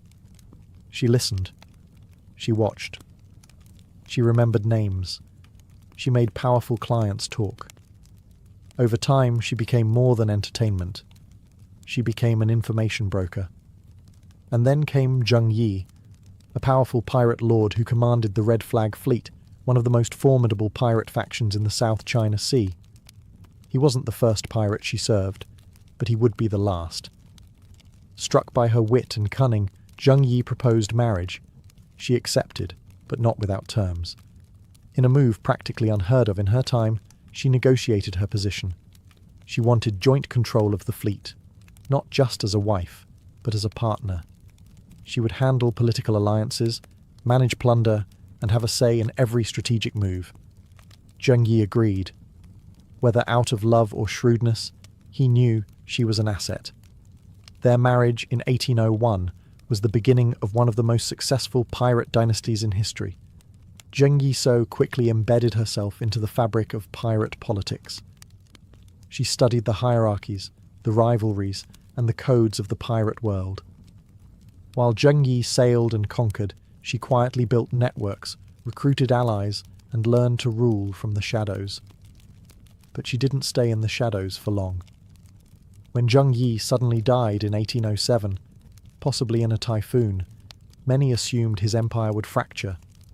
Dozens of pirate captains waited to pounce, expecting a power vacuum. What they got instead was a power grab. Zheng Yi stepped into command, not with brute force, but with strategy. She took over the Red Flag Fleet, she solidified alliances, and she married Zheng Yi's adopted son and lieutenant, Chung Po Tsai, ensuring both personal loyalty and military strength. From prostitute to pirate queen in less than a decade, and she was just getting started. When Zheng Yi took command in 1807, she didn't just inherit a pirate fleet, she inherited a floating kingdom. But instead of it splintering in chaos after her husband's death, she tightened her grip and made it even more powerful. Under her rule, the Red Flag Fleet didn't just survive, it multiplied. The South China Sea had long been plagued by pirates. But what Zheng Yi commanded was unprecedented. She oversaw an armada of over 300 ships, and within a year, that number swelled to more than 600. Some estimates claim she eventually led over 1,800 vessels with up to 70,000 men under her command, more than the navies of several European powers combined at the time. She did this with ruthless pragmatism and a keen understanding of pirate psychology. She maintained power not just through force, but by creating a system that bound her captains to her. She instituted a strict code of laws that governed every part of pirate life: loot, loyalty, discipline, and punishment. Disobedience was met with swift brutality. Anyone caught stealing from the common treasury lost their head. If a pirate assaulted a female captive without permission, he was executed. If a pirate deserted, his ears were cut off and he was paraded before the fleet as a warning. But it wasn't just fear. Zheng Yi Sao offered protection, structure, and profit. Her code allowed pirates to keep a fair share of loot, 20%, while the rest went to a communal fund managed by her.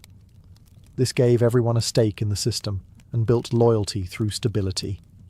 Even defeated rivals and coastal villagers often chose to join her rather than resist. She divided the massive fleet into 6 squadrons, each with its own colour: red, black, white, blue, yellow, and green, but all ultimately reported to her. Her closest ally and second-in-command, Chung Po Tsai, led the Red Squadron, her elite force. Under Zheng Yi Sao, piracy became a government of its own, with taxation, defence, and hierarchy. She ruled sea lanes from Vietnam to Hong Kong, controlling trade, raiding imperial outposts, and even collecting tribute from coastal towns. The Qing dynasty had a navy, Zheng Yi Sao had an empire, and it was only growing. Zheng Yi Sao didn't just rule with charisma, she ruled with rules. Iron ones. While the image of pirates often conjures up chaos and drunken revelry, her fleet operated more like a disciplined corporation than a gang of outlaws. And at the centre of this structure was her pirate code, a detailed system of laws that turned mayhem into method. This code wasn't some romantic parchment passed around by candlelight. It was brutal, binding, and enforced without hesitation. Every captain and crew member knew the stakes. Violation meant humiliation at best, execution at worst. One of the most infamous rules governed the division of spoils. After a raid, all loot had to be presented to the fleet's central storehouse. The pirate responsible received a 20% cut, while the rest went into the collective pool. That pool, controlled by Zheng Yi Sao and her officers, was used for fleet maintenance, widow pensions, bribes, and emergency funds. Stealing from the collective wasn't just frowned upon, it was punishable by death. Then came discipline. Disobedience in battle was a serious offence. Cowards who abandoned their squadron or disobeyed orders could be flogged, executed, or thrown into the sea. Desertion? Immediate decapitation. The code even addressed relationships. If a pirate kidnapped a woman, he was required to treat her with respect. Sexual assault was grounds for execution by beheading. She wasn't interested in chaos. She was interested in control, and the code gave her that. It created a reliable system where pirates knew the rules, the consequences, and their share. It bound loyalty not just to Zheng Yi Sao as a leader, but to the system she embodied. Incredibly, she allowed prisoners and coastal civilians to join her forces. In exchange, they had to swear loyalty to her code. Many did. Some joined out of fear, others out of admiration. Some simply understood that under Zheng Yi Sao, piracy was safer, more profitable, and strangely, more fair than life under the corrupt Qing authorities. Her laws extended beyond the decks of ships. Coastal villages under her protection paid tribute in exchange for safety and autonomy. Those who resisted were burned to the ground. Those who complied became part of her growing empire. She wasn't just a pirate. She was a sovereign. And her code was law. By 1808, Zheng Yi Sao's pirate empire was no longer just a maritime nuisance. It was a national threat. Her fleet dominated the South China Sea, disrupted trade routes, and raided coastal towns with impunity. The Qing dynasty, embarrassed and overwhelmed, was forced to act, but they weren't ready for what they were up against. The Imperial Navy launched a campaign to crush the pirates, sending multiple warships to hunt down Zheng Yi Sao's fleet. What followed was not a series of quick victories, but a humiliating display of imperial incompetence. Time and again, the Navy was outmaneuvered, outgunned, and outclassed by Zheng Yi Sao's forces. She knew the waters better than anyone. She used weather patterns, island cover, and shallow tides to trap heavier Qing ships. Her sailors could fight in coordinated units, switch vessels mid-battle, and lure enemies into ambushes with terrifying precision. On more than one occasion, entire Qing squadrons were captured, their ships absorbed into the Red Flag fleet. And morale? the difference was staggering. While imperial officers were often corrupt, underpaid or cowardly, Zheng Yisao's men were well organized and fiercely loyal, bound by her code and rewarded for victory. As the battles dragged on, the Qing dynasty's desperation became obvious. They appealed to European powers, namely the Portuguese and the British, to assist in naval engagements. These foreign navies had more advanced ships and firepower, but they lacked the local knowledge and unity of purpose that Zheng Yisao's armada possessed. Still, the pressure mounted. By 1809, a coalition of Qing, Portuguese and Cantonese forces surrounded parts of her fleet. Yet even then, she fought them off, retreating strategically and launching counterattacks that stunned her enemies. She wasn't just surviving, she was humiliating the empire. But the war was costly. Sustained conflict drained resources and exhausted men. Even pirate empires can't endure war forever.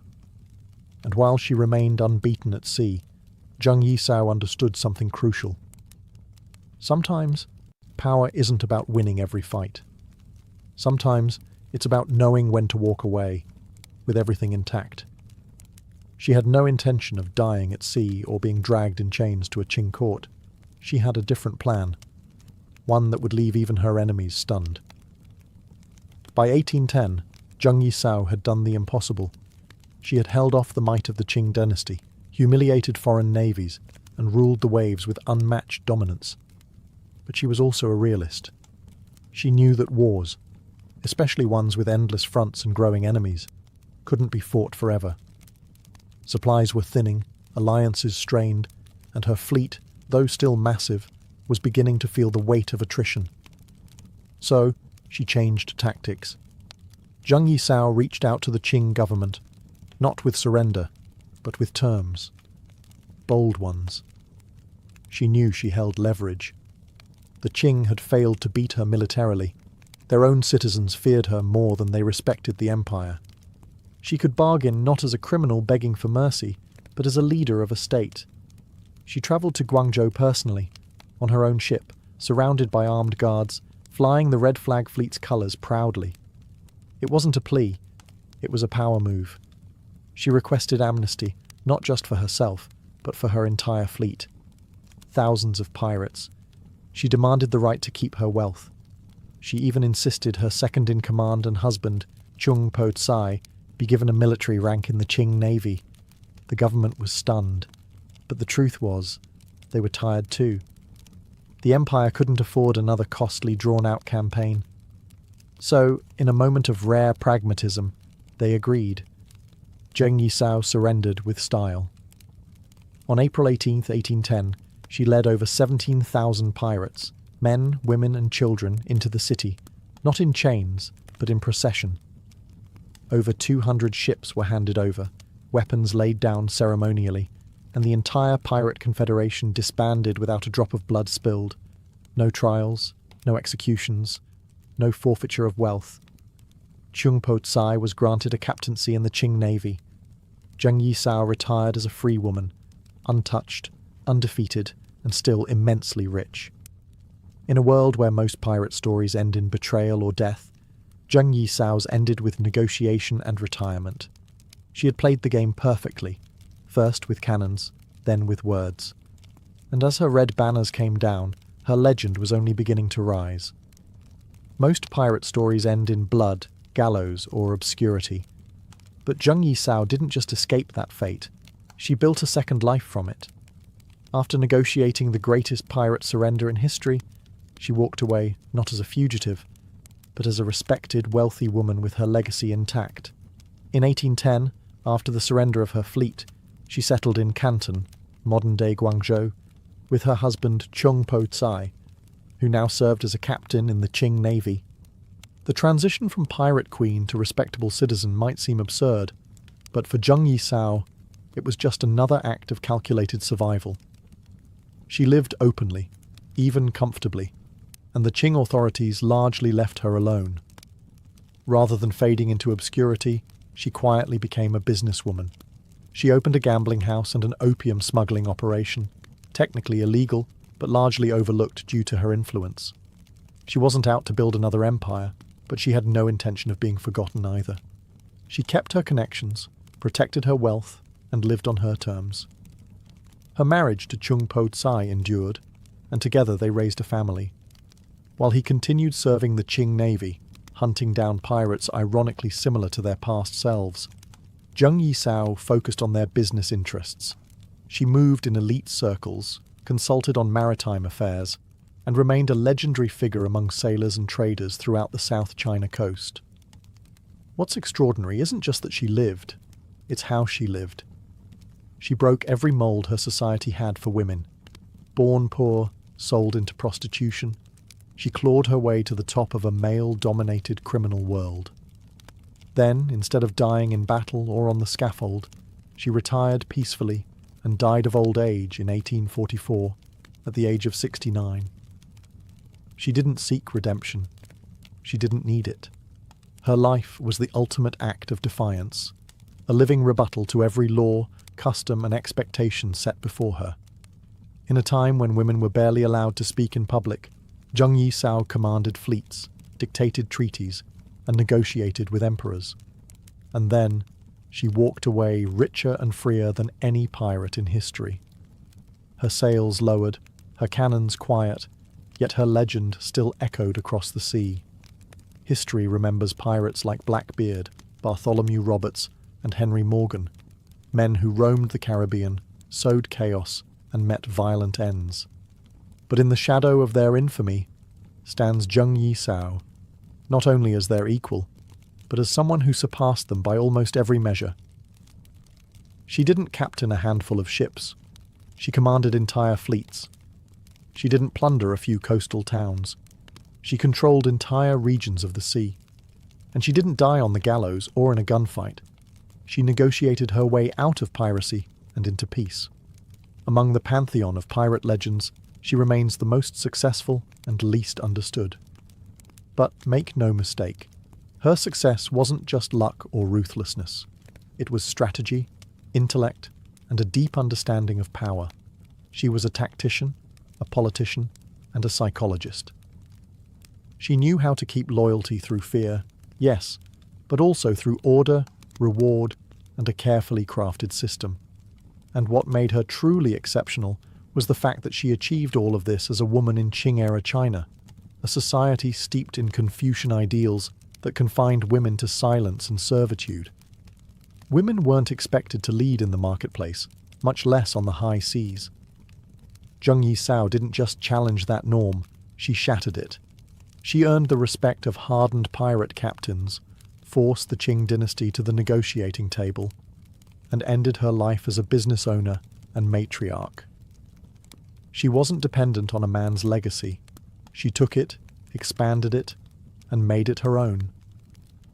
In popular memory, she remains something of a phantom, less famous than her male counterparts, less romanticized in Western literature, and often omitted from mainstream history. But within maritime circles and Chinese coastal lore, she is spoken of with awe. The Red Flag fleet may have vanished, its sails lowered for good, but the memory of Zheng Yisao lingers like a ghost ship, silent, untouchable, and larger than life. Not just a pirate, not just a woman, but a legend that made empires kneel. And in a world ruled by men, she didn't ask for a place at the table. She took the entire ocean. Despite commanding the largest pirate fleet the world has ever seen, Zheng Yisao remains strangely absent from most mainstream history books. Her legacy, though immense, has been obscured, overshadowed by Western pirate myths, and buried beneath layers of colonial bias, gender prejudice, and political discomfort. Why? Because her story doesn't fit the traditional mold. She wasn't a tragic anti-hero like Blackbeard. She didn't die in battle. She wasn't European. And most threatening of all, she was a woman who outplayed an empire. That kind of power disrupts the neat, male-dominated narrative historians have long preferred. In Chinese official records, she's treated more like a problem solved than a figure worth studying. The Qing dynasty didn't want to celebrate her. They wanted to forget her. After all, She exposed their naval weakness, defied imperial authority, and walked away without punishment. Even in success, she was an embarrassment to the throne. Western historians fared no better. For centuries, piracy has been romanticized through a European lens: peg legs, rum, parrots, and plunder. Zheng Yisao didn't fit that image. She wasn't swashbuckling. She was strategic. She didn't duel for glory. She negotiated for power. She wasn't killed by the state. She negotiated with it and won. And for many chroniclers, that wasn't exciting. It was inconvenient. But in recent decades, her legend has re-emerged. Scholars, feminist historians, and pirate enthusiasts have begun to resurrect her memory, reclaiming her place in the global story of maritime power. Documentaries, historical novels, and even video games have started to acknowledge the pirate queen of the South China Sea. And still, so much of her life remains shrouded in mystery. Her real name is lost. Much of her voice survives only through the lens of her enemies: Qing officials, foreign sailors, and later, European observers. But what little we know is enough to build the silhouette of a titan. She wasn't just a woman who broke the mold. She was a woman who never cared it existed. Zheng Yisao didn't need the world's permission to become powerful. She took power, wielded it with precision, and vanished into history with more wealth, authority, and dignity than any pirate, male or female, before or after. She didn't fade. She was erased. But legends, as always, find their way back. Zheng Yisao didn't wear a crown. She didn't need to. Her authority didn't come from a throne or royal blood. It came from command, from respect, from fear, from thousands of voices shouting her orders across the waves. In every real sense of the word, she was a queen, a monarch of a kingdom without borders, flags, or fixed territory. Her domain was the South China Sea, and her reach stretched from the Gulf of Tonkin to the shores of Guangdong. She built something no one had before or since. Her pirate confederation was not just criminal. It was political, organized, functioning. She controlled trade routes, established codes of law, negotiated treaties, and enforced order across a region that even the Qing Empire struggled to govern. Her ships weren't scattered raiders, they were fleets. Her captains weren't freelancers, they were officers. Her people weren't rogues, they were citizens of a floating nation. And yet, what makes her legacy truly unmatched is not just her rise, but her exit. Most pirate stories end in fire and rope. Zheng Yisao's ended in negotiation, retirement, and wealth. She didn't go down with her ship. She stepped off it, unscathed, unbowed, and still holding the purse strings.